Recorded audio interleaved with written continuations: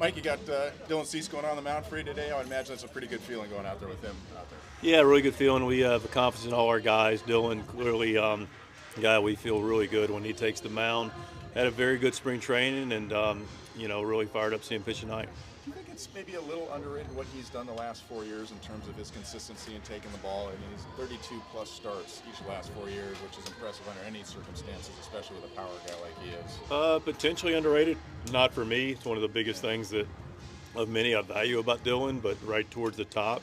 This game's predicated on quality innings on the pitching side, and Dylan Cease gives you a lot of quality innings. Takes the ball, has had missed a turn, and has been really good. So, it's very important to us. What's the anticipation with the new pitches that he's adding to the repertoire? And it seems like one might be more of a soft contact type pitch. The other is turning into more of a swing and miss pitch. Is the hope that there can be some more efficiency with it, or is it just be nasty, even nastier than he's been? It's hard to say, being nastier, but I think we're approaching that. He's got two elite pitches, the four-seamer and the slider, grayed out. But the grades are important, but the hitters tell you everything. Stuff's elite. And now, I think both of them are softer contact pitches. The changeup, he's gotten more swing and miss on, but having the ability to add, subtract off of what's pretty good velocity and then a harder slider is important. And it really looks like a pitch he's got feel for in the changeup. And then the fact that he throws a two-seamer in, and makes hitters now protect east and west and then back and forth. And, we think about pitching being a disruption of timing and getting guys off balance, adding, subtracting. Velocities, getting them back and forth and then going in and out and gets them off balance. And he's got the ability to do both with already two weapons he has that are elite, and Cy Young caliber is pretty amazing. Got a pretty tough righty on the mound for them tonight in Lopez. You stuck with Fernando in the leadoff spot. Is that something that we'll continue to see? At first we thought it might be more of a righty-lefty type thing, but apparently not. We'll see it today. Okay. Yep. Did you plan to have him lead off the second day, or was it like, hey, he looked really good yesterday, let's do it again? I think it's something we're playing with and looking at. He looked really comfortable. Louis comfortable hitting second. It looks good, and we'll see what it looks like continuing. I think it's a good spot for him. Obviously, he looks healthier on the bases and running, more of a stolen base threat now.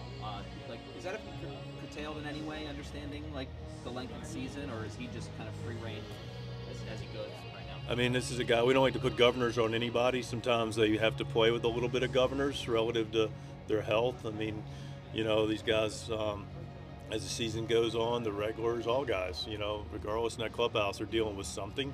There's an old saying that, once the season starts, you're never actually 100%. We try to keep them and be judicious in how the work looks like, but these guys go out and play, and our group loves to play. Our regulars love being in the lineup.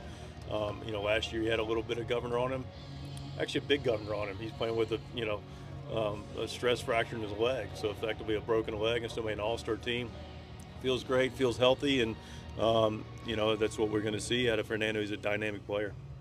5 stolen bags yesterday. Is that taking advantage of a rookie catcher or testing him, or is that more of we're going to see a lot more of that this year? I think you saw it last year. I think we take advantage of when the moments are there, and when the moments were there and guys were ready to go. Was Yuki's role yesterday? I don't think he had gone in 3 separate innings last season. Obviously, the circumstance necessitated that, the guys that were up. Is that something we could see more of, or is that just basically just kind of the circumstance? It's probably some combination. You didn't see it last year. It wasn't as much a need for it last year. Yesterday, we had a need for it. We used 7 relievers to be able to get through it, and he was efficient. Like anytime we send guys back out, like Estrada yesterday, he's able to get through Yuki and finish an inning, get Albies, grab his next inning clean and efficiently, and it just made sense for him to be able to not only get Kalinick, and then also we knew the workload that was coming for the rest of the game for our guys, so it was a good spot not only situationally there, but also to set the other guys up. Second game of the year, we call it Tony Gwynn opening day, kind of affectionately here. Do you feel like this is kind of where the season really starts to settle in after all the pomp and circumstance and craziness of opening day? I can see that. It starts to normalize. You're starting to get in the rhythm of the season. Opening day is very special, but I like to think we treat every game the same. But here we are, game 2, and we'll take game 2 as it comes, and then tomorrow will be game 3, and it'll all the circumstances will be different, and we'll just be ready to go compete and win today. Other than Jackson Merrill being the definition of Mr. Clutch, what do you like about him in the cleanup spot? I don't look at anything in the spots, like Jackson started season 9th last year. He came up with big hits, hit 8, 7, 6, 5. So, today's hitting 4. I just think guys are capable of having good at bats regardless of circumstances. Jackson's clearly been able to demonstrate that. So I don't want it. One thing I like about the modern game is we look at things a little bit differently in the prototypes of like, oh, this guy's a leadoff hitter. Well, Tatis hitting leadoff. He wouldn't have prototyped to be a leadoff hitter, 12, 15 years ago. This guy's a 2-hole hitter, 15 years ago, shoot the ball the other way. Now guys do damage to a hitter. Our 2-hole hitter today shoots the ball everywhere. The 4-hole hitter is your big power guy. I just think it's gotten to a point where who's going to take good at bats regardless of the matchups and the situation.